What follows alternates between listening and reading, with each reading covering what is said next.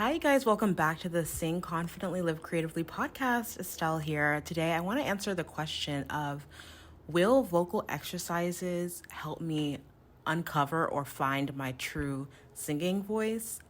And if so, should I do? Okay, this was the question asked in the Facebook group, the currently called Singing Tips for Performing Artists on Facebook. You can go down to the show notes and click there to join if you aren't already in it. But when you join the Facebook group, there are a couple questions there. And one of them is like, what's the biggest question that you have as a singer? And that's really the main question. The other one is like for you to answer, what's your background? Like, are you a beginner singer? That kind of thing. But it's just for me to get to know you and because I want to create content that is specific to what you guys are actually wanting. So if you would like to, ask a question and get some of that answered either in the Facebook group or in the podcast, you can go to the Facebook group and check it out and, ask to join and answer that question and put in whatever your question is. But this person was asking what vocal exercises can I do to uncover my true voice, to find my true voice. And I thought about that because I was like, are there some magical vocal exercises? What exercises can we do to uncover our true voice? You know what I mean?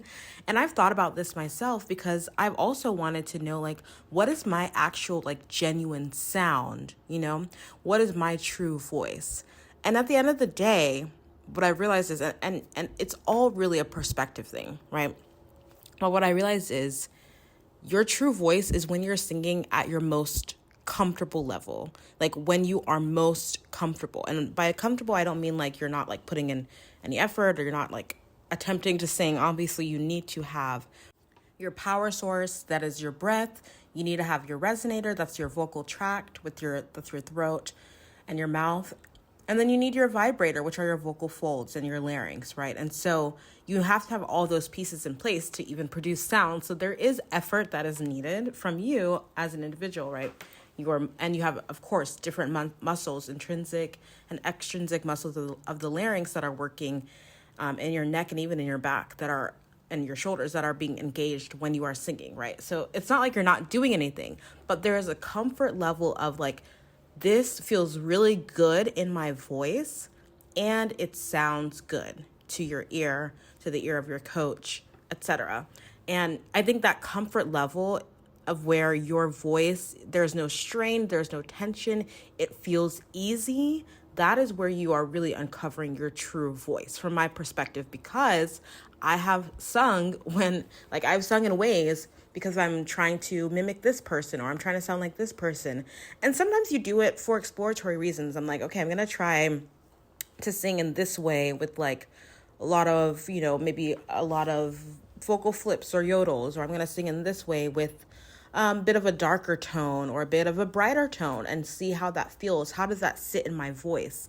And so I would say that the best thing you can do when it comes to song practice or doing your own vocal practice at home and you're wanting to uncover your true voice is you can do some exploratory singing as part of your exercises. So, you have your basic vocal exercises that we've talked about on this show and that I've led you through some of these warm-ups. You've done them with me, some of you. If you haven't, you can go back and listen. I have a bunch and I will continue to share more. But you can, you start with your easy, light vocalizations like humming, lip trills. Those are called SOVTs or semi-occluded vocal tract exercises. Actually, humming is more occluded, but nonetheless, those are easy vocalizations. Oohs and ahs can be part of that. And then you get into your exercises, your specific technique exercises. Oh, you're going to do a song with riffing. You're going to do a certain type of exercises that help you with that vocal agility. Oh, you're going to be doing a song with lots of legato and long held notes. Maybe you do some long held note exercises.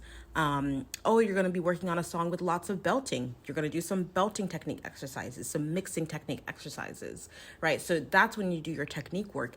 But then what you can do is, before you get into actually working on the song that you're working on, try to do a little bit of improvisation, improv vocalizations where you're just on an ooh or an ah or an oh, and you're doing some some vocal movements. See where your voice sits. Where is it most comfortable? Do you like it when you're soaring in the higher notes? Do you feel comfortable when you're down in like the lower, in your chest voice? What feels comfortable there? Which vowels are you singing on that feel comfortable for you? Start to notice as you're doing these vocalizations. I would say that would be helpful, because that's what I do. I just explore, like I just play. I have playtime sometimes when I'm singing where I'm like, I'm going to try it singing like this. I'm going to try it with a darker tone. I'm going to try it with these, make these vowels a little bit longer, or a little bit like, I'm going to shape them differently. And so playing around during your song practice time is also really helpful. And so I would say like there isn't a particular like, oh, do this vocal exercise to uncover your true voice per se. But I would say that improvising and exploring your voice while you're doing your song practice can be a really helpful thing to do to understand where you are most comfortable as a singer, like what feels really, really good in your voice. And that is why the number one thing that I say, if you want to get better, if you want to sing better, if you want to build confidence as a singer, the number one thing to do is to know your voice, which is building awareness of your voice. As you build that awareness of, ooh, how does this feel when I sing this note? Ooh, how did that feel when I held this note out in this way versus in this other way? How did that feel? How did that sound? Asking yourself those questions builds your awareness of your singing voice. And as you do that, you build your awareness, then you get to notice like, oh, this feels like me. This sounds like me.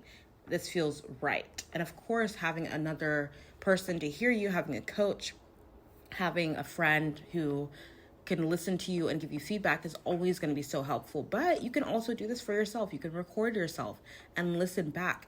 How did that sound? And how did it feel when I was singing that? Ask yourself these questions to build your awareness as well. And that's going to help you to really, really understand, like, this is my true sound. And honestly, it also comes with just accepting the fact that you have a different sound than someone else, and you're not going to sound the same as the other person's sounds. And that is okay. Accept that. And begin to love that, learn to love that. But you have to build awareness of your voice first.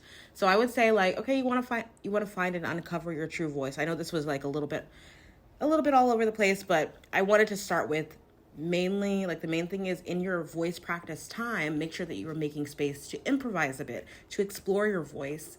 And even as you're working on your song, explore singing the song or singing a part of the song in a different way than you normally would. See how that feels. Right? And then the second thing I would say is to continue building awareness of your voice by asking yourself questions. How does this feel in my voice? How does this sound in my, like when I sing it in this way? Ask yourself those questions. Use recordings as a tool to further support yourself. And you're always welcome to come to the Facebook group as well. And you can post in there. On Fridays, we have you can post and share like whatever you're working on and get feedback from me, and I can coach you a little bit in there for free. So, check it out. Come to the Facebook group. I'd love to connect with you over there, and you're always welcome to connect with me as well in the course as well. So thank you so much for listening. I hope you have an amazing day. Keep singing, and I'll talk to you later. Thank you so much for listening to today's episode and to this show. I'm so in awe of you for being here and showing up for your creative gifts. That takes courage. Don't forget to join the Performing Arts community on Facebook for support and inspiration as you continue on your journey. If this episode helped or inspired you in any way, please leave a review on Apple Podcasts and share it with someone. It means so much. Thank you again, and don't forget to keep singing, acting, dancing, performing, and living creatively. Talk to you next time.